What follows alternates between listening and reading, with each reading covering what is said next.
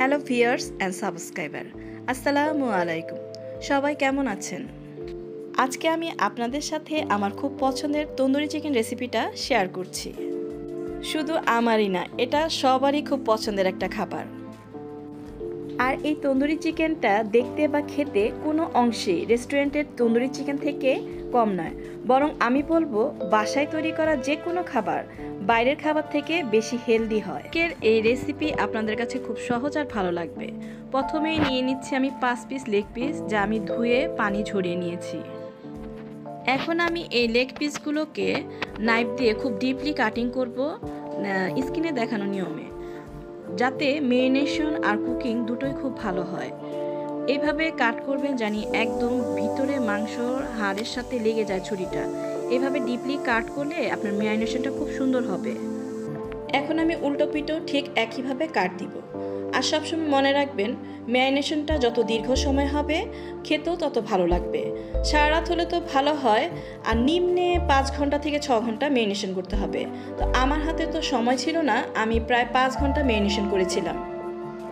আপনি যদি হোটেল বা রেস্টুরেন্ট স্টাইলের স্বাদ পেতে চান, তাহলে আমার দেখানো প্রত্যেকটি টিপস অ্যান্ড ট্রিক্স ফলো করবেন, তাহলে একদম হুবহু রেস্টুরেন্টের স্বাদ পাবেন। এখন আমি চলে যাব আমার পরবর্তী স্টেপে ম্যারিনেশন করতে। প্রথমেই দিয়ে দিচ্ছি লবণ, দিয়ে দিচ্ছি লেবুর রস। এই দুইটা দিয়ে ম্যারিনেট করলে কি মুরগির যে বাজারটা স্মেল সেটা চলে যায়। লেবুর রসটা যদি না থাকে তাহলে দিয়ে দিবেন ভিনেগার। আর এটা কি আপনার মাংসটাকে সফটও করে আর মুরগির যেটা বাজে স্মেল সেটা দূর করে। এটা দিয়ে কিছুক্ষণ মেখে আমরা আলাদা করে রেখে বাকি মশলাটা আমরা এক সাইডে মাখিয়ে তারপর মুরগিটা ফুলভাবে ম্যারিনেট করব। এখন আমি দিয়ে দিব 2 চামচ আদা আর 2 টেবিল চামচ রসুন বাটা। এরপর দিয়ে দিচ্ছি 1 চামচ গরম মশলার গুঁড়া, আর প্যাকেটে যে তান্দুরি মশলা আছে সেটা 2 টেবিল চামচ। তারপর দিচ্ছি 1 চামচ সাদা গোলমরিচের গুঁড়া, 1 চামচ জিরার গুঁড়া, 1 চামচ ধনিয়ার গুঁড়া।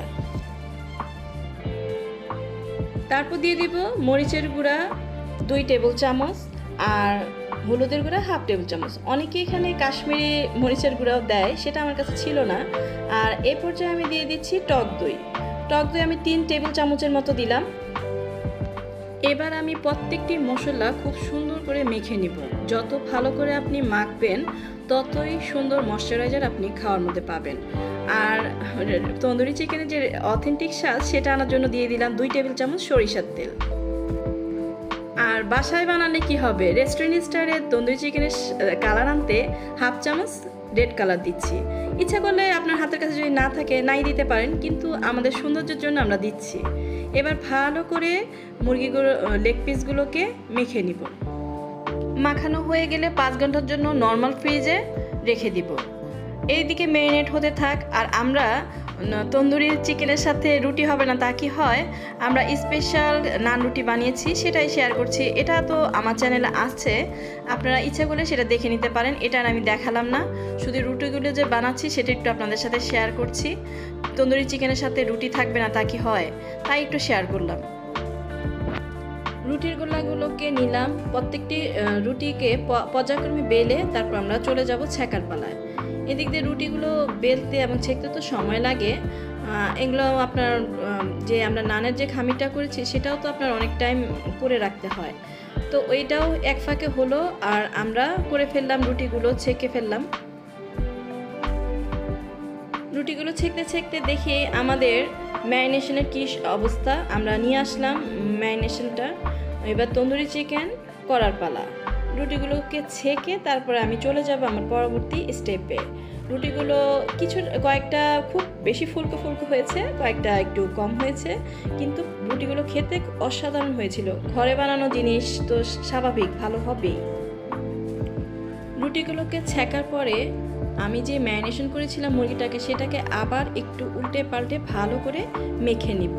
মেখে নেওয়ার পরে আমি চুলায় প্রথমে মুরগিটাকে কিছুক্ষণ সিদ্ধ করব, তারপর আমি ওভেনে দিব। আমি এই স্টাইলে করতেছি, একবার এই স্টাইলে করে দেখেন, খুব সুন্দর একটা রেজাল্ট পাবেন। আর রেস্টুরেন্টের স্বাদ 100% আসবে, এটা আমি বলে দিলাম। একটু সরিষার তেল দিয়ে তারপর আমি চিকেনগুলোকে মোটামুটি হাই হিট একটু ভেজে নিব। ঢেকে ভেজে নেব, জানি ভিতর পর্যন্ত জিনিসটা হয়ে যায়। এভাবে মুরগিগুলোকে আমি ঢেকে ভাজবো প্রায় আনুমানিক 20 মিনিটের মতো। আর প্রথমে এই পিঠ হয়ে গেলে তারপর আমি অপর পিঠ উল্টে দিব।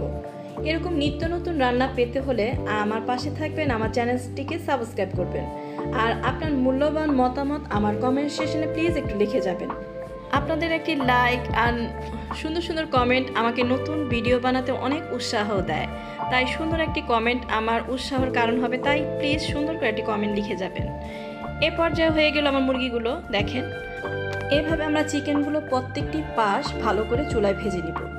আর বাসায় আমি এভাবে করেছি নতুন নিয়মে, জানি আমার ভিউয়ার্সদের খুব সুবিধা হয় আর পারফেক্টনেস আসে। আর এভাবে করলে কি ভিতরে যেটা কাঁচা ভাব থাকে সেটা একটু থাকে না। তারপর আমি ওভেনে দিব। আর আপনার কাছে যদি ওভেন না থাকে, পরবর্তী স্টেপটুকু আমার আরেকটা মুরগি তন্দুরি চিকেনের রেসিপি আছে, আমি চুলায় কীভাবে সেটা পুড়েছি সেই স্টাইলে করে নিলেই হবে। আমার কাছে যেহেতু ওভেন আছে বাসা, আমি একটু ওভেনে শেয়ার করলাম। ওভেন দিয়ে করলে কি আপনার একদম হুবহু রেস্টুরেন্টের মতো স্বাদ আসে। বাকি লেগ পিসগুলো আমি একই নিয়মে ভেজে নিব। আর এদিক দিয়ে আমার ওভেনটাকে আমি 200 ডিগ্রি সেলসিয়াসে ফ্রি হিট হতে দিয়েছি 10 মিনিটের জন্য। ফ্রি হিট হলে কি আপনার পরে চিকেনের যে উপরের যে কালারটা সেটা সুন্দর আসে। আর আমার চিকেনটা জানি রসালো থাকে, সেই জন্য আমি মশলাগুলো তেলগুলো আবার উপরে ব্রাশ করে দিব। এভাবে মশলাটা ব্রাশ করলে উপর দিয়ে চিকেনটা মানে ড্রাইনেস আসবে, কিন্তু ভিতরে রসালো থাকবে। তাই আমরা কি করব, এটাকে ব্রাশ করে দিব। আর যখন আমরা ভিতরে দিব ওভেনের ভিতরে, তখন আমরা কি করব, ফাঁকে দিয়ে আরেকবার মশলাটা ব্রাশ করে তেল দিয়ে দিব।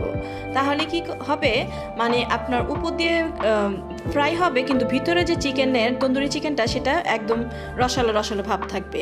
তো আমি দিয়ে দিচ্ছি আমার চিকেনটা এ পর্যায়ে ওভেনের ভিতরে। আমি 200 ডিগ্রি সেলসিয়াসে এখানে 30 মিনিটের জন্য ওভেনে দিয়ে দিচ্ছি।